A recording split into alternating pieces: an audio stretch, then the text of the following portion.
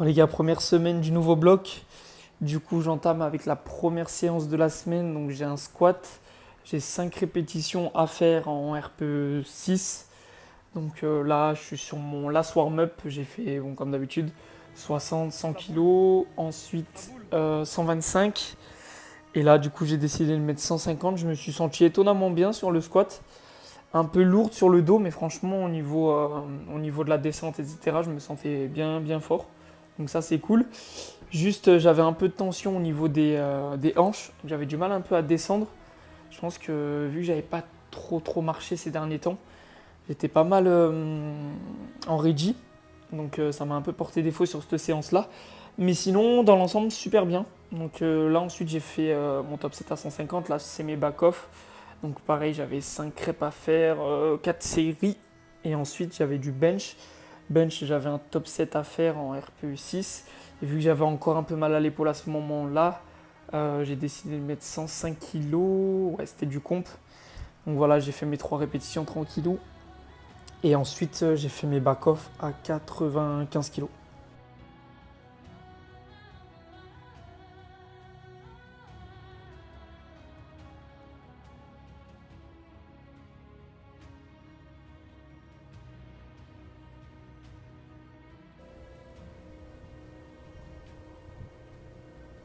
Putain, les gens, c'est vraiment des crasseux, les gars.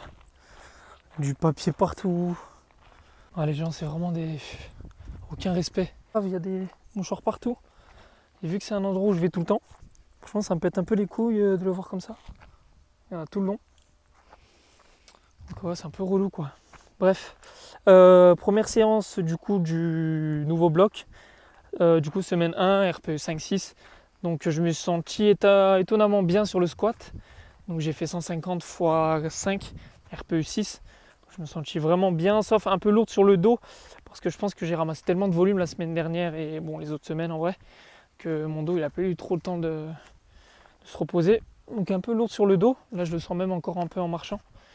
Mais sinon super légère en vrai sur tout le reste du mouvement, donc c'est cool. Ça annonce du bon pour la suite.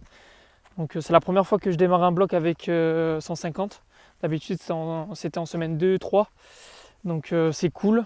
Donc on va essayer de faire 160 la semaine pro, 170 et après 180, ce serait bien. J'ai cligné des yeux mais on voit pas du coup avec les lunettes. Donc voilà les gars, là je vais finir de marcher tranquillou. Demain je sais pas si je m'entraîne, demain je sais pas je sais pas si je m'entraîne ou si je prends du repos. Et demain c'est deadlift bench. Donc voilà, oui, et le bench aujourd'hui du coup j'ai fait 105. J'ai un peu encore la douleur à l'épaule. Et après j'ai fait de l'haltère par contre et aux haltères j'ai pété. J'ai fait 20 reps à 40 par bras. J'ai pas filmé et 48 kilos, je crois, j'ai fait 10 reps. Un truc comme ça. Donc en vrai, ça va, je suis content. J'ai acheté des chaussures de deadlift, 13 euros à Decathlon. Elles sont disponibles du coup au rayon kayak. Du coup, voilà, elles sont à 13 euros, il y a toutes les tailles. Après, moi, je vous conseille de prendre une taille beaucoup plus petite que ce que vous avez l'habitude de prendre, comme ça, elle vous sert bien. Mais du coup, voilà, les gars, pour le deadlift et le squat, pour ceux qui squattent avec des chaussures classiques, le top. Et pour le deadlift et le bench aussi, en vrai, parce qu'elles ont un super bon grip. Donc voilà, les gars.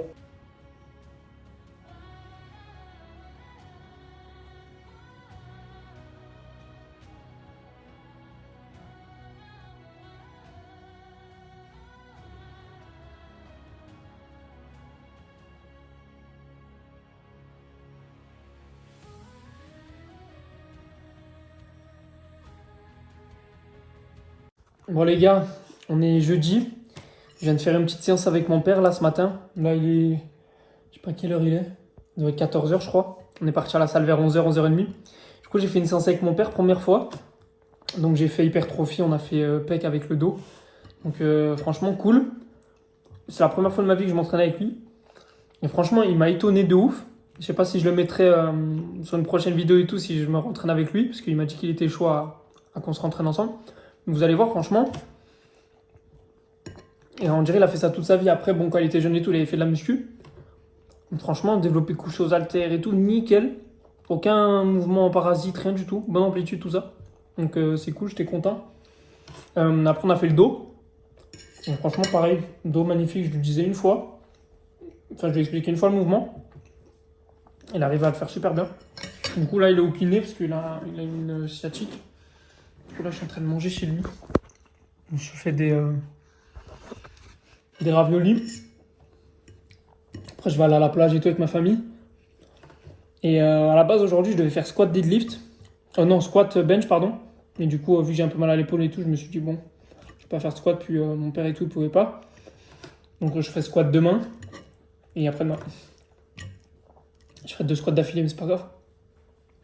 C'est pas très grave, j'ai un squat posé demain. Et squat en high bar, du coup. Du coup, samedi. Donc, voilà, les gars.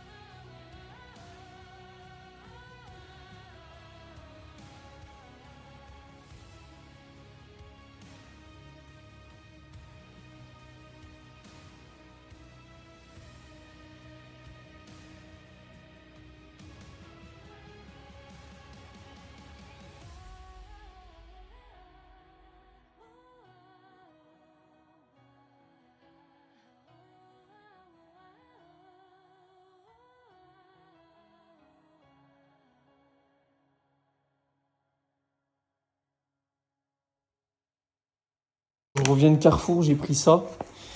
Et je vais m'empresser de défoncer. Hop, je pose ici.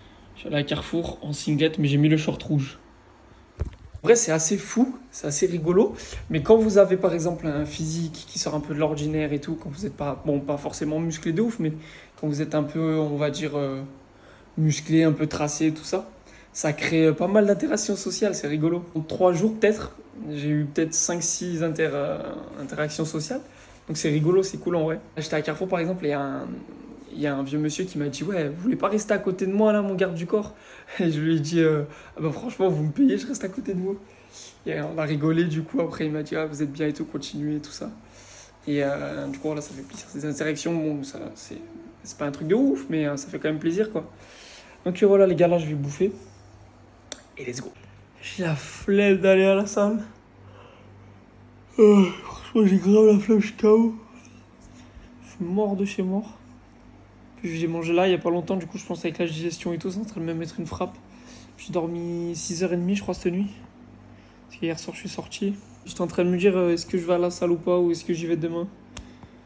Mais bon, pas le choix, faut que j'aille m'entraîner. Si après malheureusement le moment venu, si j'arrive pas à faire ce que je voulais faire, je pourrais m'en prendre qu'à moi-même. Parce que j'aurais pas fait les efforts nécessaires pour y parvenir. Donc je prends du pré-workout, ça va me faire du bien. Mais ouais, je suis éteint les gars. Je suis éteint de ouf.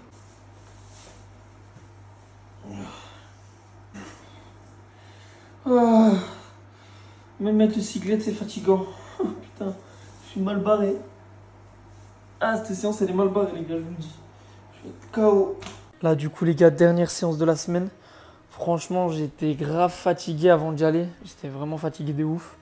Je pense que c'est le fait d'être en manque de sommeil et de m'entraîner un peu dur quand même à côté de ça.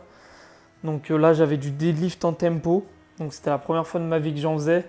Et je vous mens pas, ça pique. Je crois que c'est le pire exercice au deadlift qu'on puisse faire. Genre vraiment, c'est n'importe quoi. Genre là, je mets 180.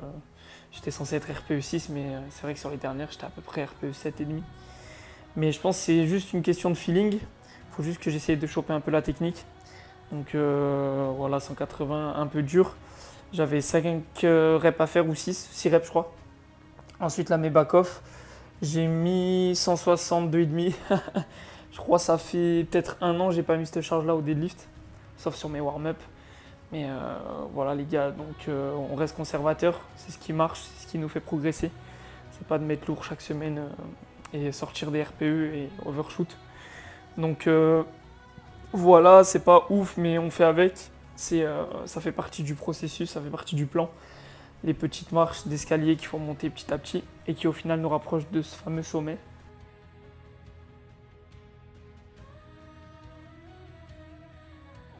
Ensuite, du coup, j'avais du squat barre haute, donc j'avais un 4 x 10 répétitions en RPE 6. Donc j'ai mis 115 kg, tranquillou, pour rester sur le RPE vu que je me jauge encore un peu sur le high bar. Donc voilà les gars, ensuite j'ai fait leg extension, non j'ai fait presse, ensuite j'ai fait back extension, leg curl et la séance était finie et au final je me la suis donnée et j'ai fait une grave bonne séance, donc je suis content.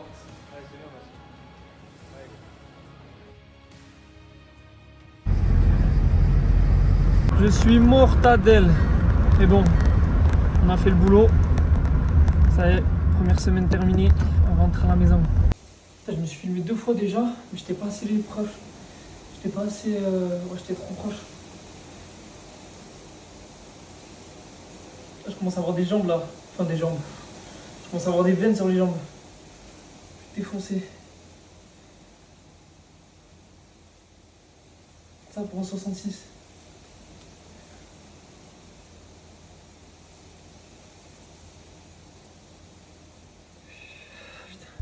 Ah, ça y est, première semaine finie, les gars. Semaine plutôt tranquille, juste vers la fin, du coup, c'était un peu compliqué. Surtout la dernière séance que vous venez de voir, là, du coup, squat bar haute, deadlift, c'était une grosse séance de jambes. En fait, je fais 5 séances dans la semaine. Donc, j'ai squat bench sur la première séance. Ensuite, j'ai deadlift bench. Ensuite, j'ai une séance renfo. Ensuite, j'ai squat bench encore. Et ensuite, j'ai squat deadlift. Et en fait, j'ai 2 séances jambes, j'ai 2 séances pec et j'ai 2 séances dos. Donc, dans tout ça.